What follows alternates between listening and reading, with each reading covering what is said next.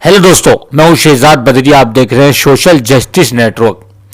Russia ये जंग हार रहा है। रशिया के पास दुनिया के सबसे पावरफुल हथियार मौजूद है। रशिया का प्रेसिडेंट दुनिया का सबसे पावरफुल और ताकतवर प्रेसिडेंट माना जाता है।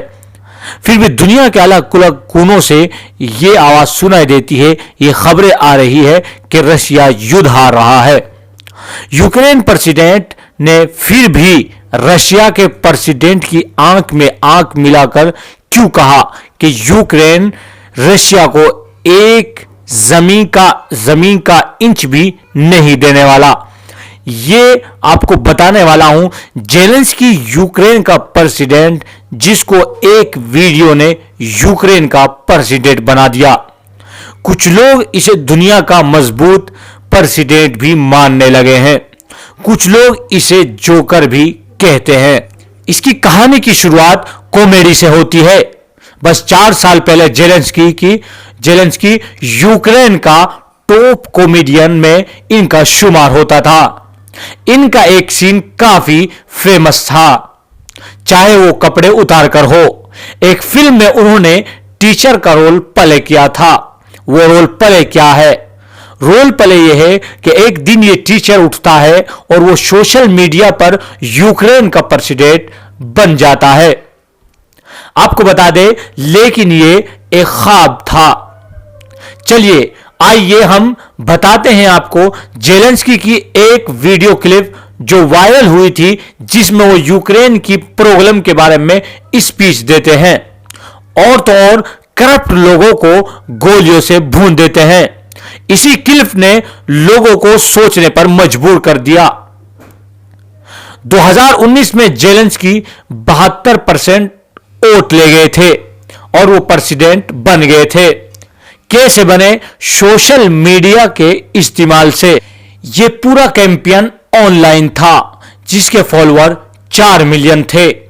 कई लोगों ने इसे यूक्रेन का ट्रम्प कहा, क्योंकि इसे पॉलिटिक्स की कोई जानकारी नहीं थी। आप ही सोचिए, डांस करने वाले को, जिसे कोई पॉलिटिक्स का कोई मालूम नहीं, लीडरशिप का कोई प्रैक्टिस नहीं, वो सीधे एक देश का प्रेसिडेंट कैसे बन सकता है?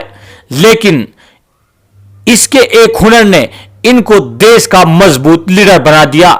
जेलेंस्की से पहले यूक्रेन रशिया का सबसे गरीब देश कहलाया जाता था।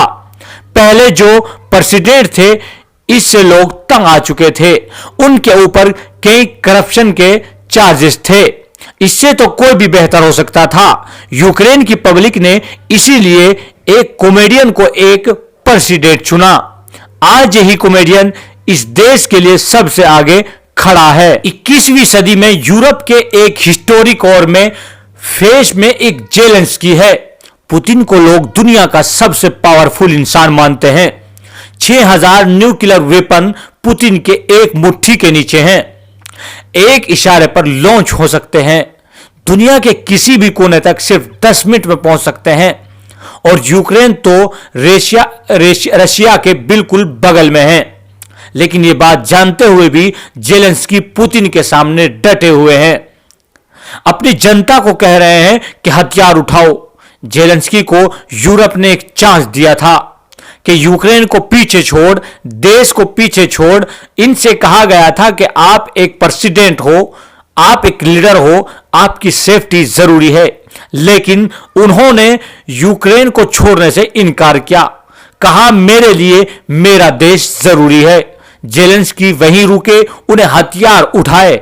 लेकिन देखना अब यह होगा कि जीत किसकी होती है। लेकिन सोशल जस्टिस नेटवर्क आपसे कुछ सवाल करता है। यूक्रेन में बमबारी हो रही है, मासूम बच्चे और यूक्रेन की आवाम मारी जा रही है। उनकी जिंदगी का सुकून गायब हो चुका है। उनके घरों पर बमबारी हो रही है। जब वो खाने लेने के लिए या दीगर सामान खरीदने के लिए बाजार में जाते हैं, उनके ऊपर बमबारी हो रही है, जिसकी वजह से वो मौत का लुकमा बन रहे हैं। पूरी दुनिया को दर्द हो रहा है। हर इंसान जिसके पास ज़मीर है वो इनकी हालतों को देखकर रो रहा है।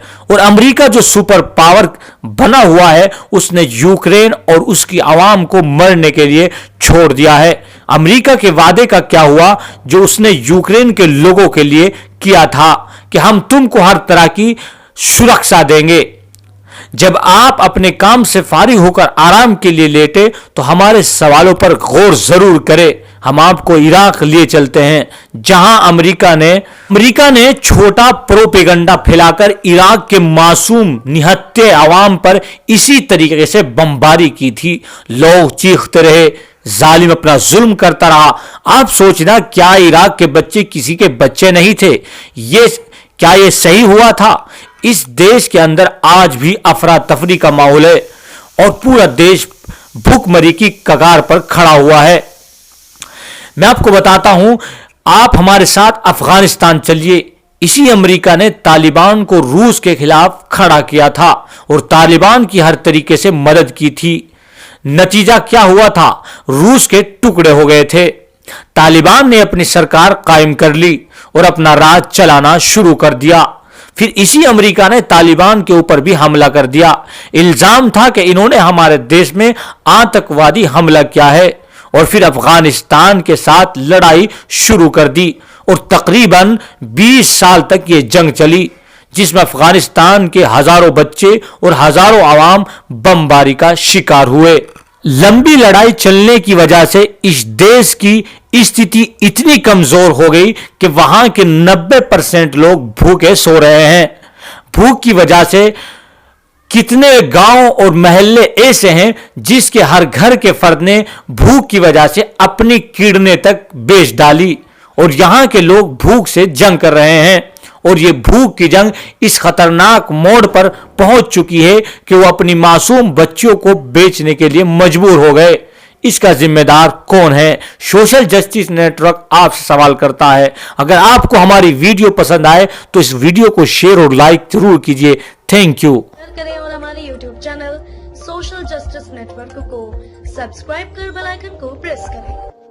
अगर आपको हमारा काम पसंद आया हो तो आप हमारी मदद कीजिए। आप हमें फोन पे कर सकते हैं। डिटेल्स स्क्रीन पर दी गई है।